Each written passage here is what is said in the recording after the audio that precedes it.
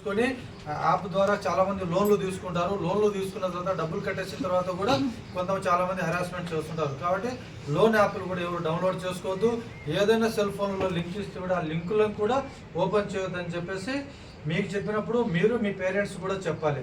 ఓకేనా? అట్లా ఓపెన్ చేశారనుకోండి, మీ సెల్ ఫోన్లో ఉన్న మీ అకౌంట్లో ఉన్నటువంటి డబ్బులు సైబర్ నేరగాళ్ళు కాజేస్తారు. అలాంటివి చేయొద్దు.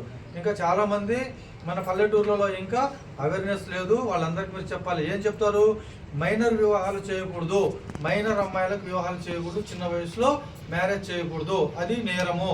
అలా ఏదైనా కూడా మీ ఊర్లో మీ చుట్టుపక్కల కానీ మీ క్లాస్మేట్స్ మీ ఫ్రెండ్స్ మీ సీనియర్స్ ఎవరైనా కానీ వాళ్ళు మైనర్స్ ఎవరైనా ఉంటే మైనర్స్ వివాహాలు చేయకూడదని చెప్పండి. చెప్పిన తర్వాత అలా ఏదైనా జరుగుతుందంటే మా పోలీస్ స్టేషన్ మా దృష్టికి తీసుకొని రండి. మేము ఆ మైనర్ వివాహాలు జరగకుండా వాళ్ళకి కౌన్సిలింగ్ చేసి మళ్ళీ వాళ్ళకి ఒక సెంటర్కి పంపించేసి అక్కడ వాళ్ళకి చదివిస్తారు. అలాగా గవర్నమెంట్ మనకి ఏం చేస్తుందంటే అన్ని ఫెసిలిటీస్ కల్పిస్తున్నాయి. కాబట్టి మైనర్ వివాహాలు కూడా జరగకూడదు.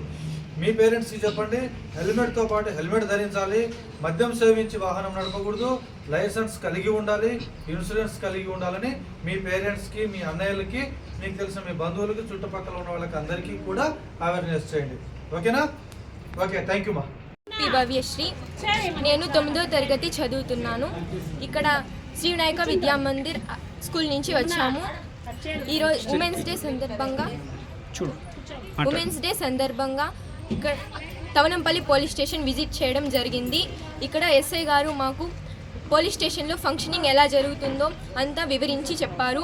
ఇక్కడ sir meeting hall, computer room, అలాగే cell, reception room, computer room అన్నీ విజిట్ చేసాం, రిపోర్ట్స్ చూసాం.